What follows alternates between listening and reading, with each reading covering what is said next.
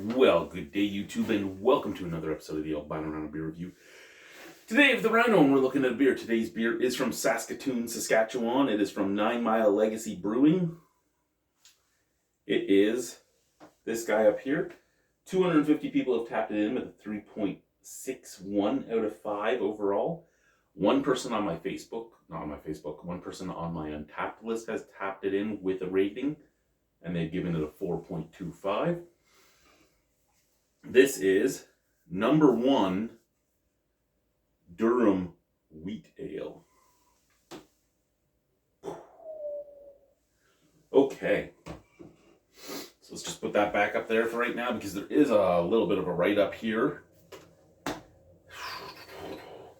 Pouring golden with a slight hazy appearance, this beer has a large pillowy white head. Subtle notes of banana and fruit are present, with hints of bubblegum on the nose. The use of durum and malted wheat create a uniquely smooth mouthfeel with hints of vanilla that help balance out the dry finish. Overall result, a perfect springtime ale. Full description here at 9milelegacy.com/beer/No.1/-Durum-wheat-ale. And it was Bitsy that tried it. Excuse me. And 3 years ago. And let's go Riders is what Bitsy wrote on it. Ooh, it was at a Riders game. I couldn't get this beer at the Riders game when I was there last. Yeah. Let's test her out, shall we? We didn't wheat roll it or anything. We didn't Weiss roll it because we're gonna put it into a glass big enough for the whole thing. So we should be okay. We should be.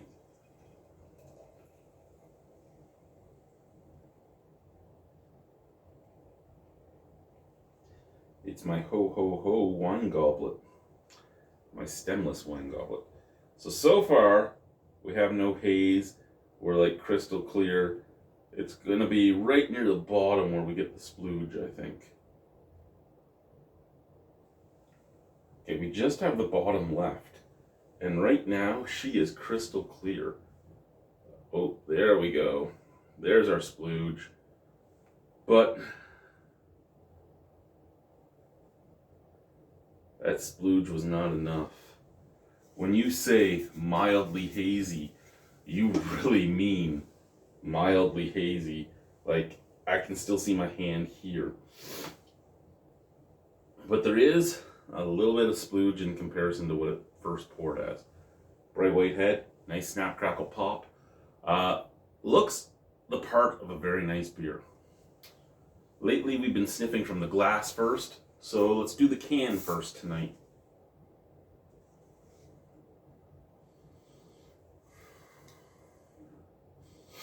Talks about a nose of bubblegum. Yes, I get a nose of bubblegum. But I also get, out of the can at least, an almost latex rubber scent. It's Durum, not Durex. It's not Durex wheat. So why do we have... There could be sulfites in there. I don't know. Out of the glass.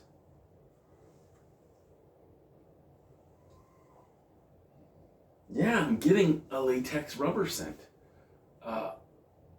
For me, if I get the latex rubber, it's...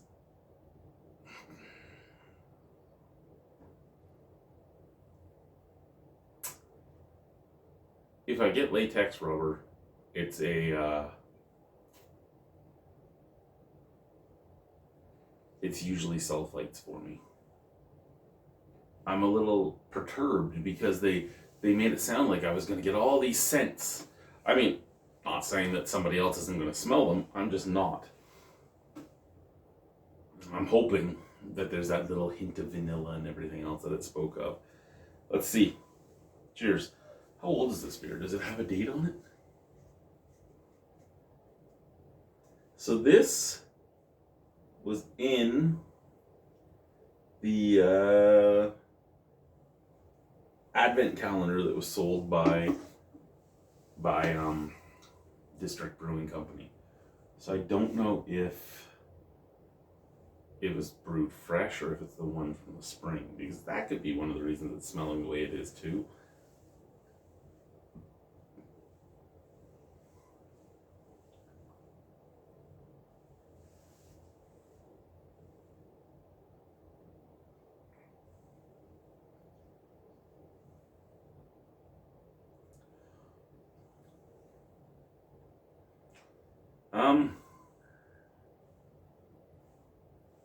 Okay. First thing I'm going to say, it does taste better than it smells. Next thing I'm going to say, the Durum does make it creamier, but also gives it this odd, bitter, and slightly burnt sensation. And I think that dirty, burnt taste is what I was smelling as latex rubber.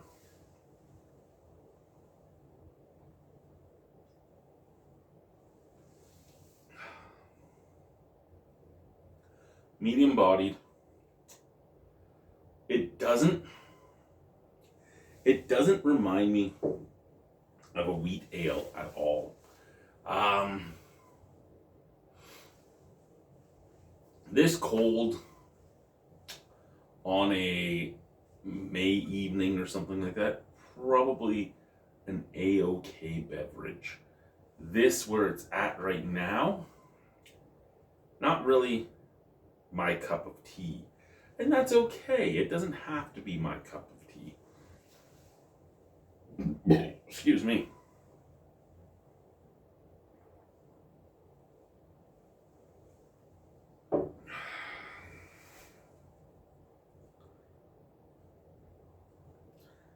Yeah, it's not bad, but if you gave it to me and said it was like a blonde ale, or you gave it to me as an American lager, or I guess more a craft lager or a craft pilsner, if you gave it to me as a just nonchalant craft beer or a blonde ale or something like that, I think I could get behind it better than what I'm getting on this.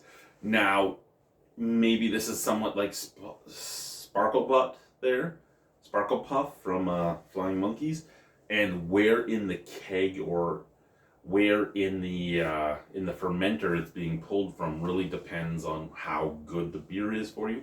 Maybe it has that going against it, but it's just not something I really care for all that much, if I'm being brutally honest with it.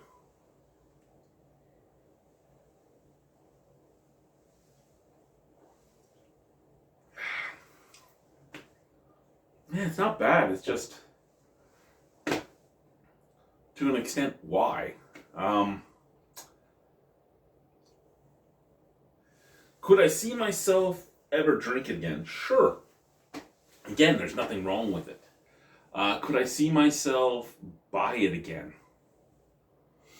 No. If I'm buying something from 9 Mile Legacy, it's probably like their Vigor, their alt beer there, or something like that. Oh, excuse me. I've had several beers from them now, and there's a few that make me go woo. But the rest of them have been underwhelming, but they've been fun to try. I think they're a solid brewery. I really do. And when I say underwhelming, it's not anything against them. It's not anything against the Saskatchewan beer market or anything like that. I mean, I'm fairly new to Saskatchewan. I've been here less than a year. Tried a lot of the beers in the province. Been here less than a year. Actually, that's probably sad to admit.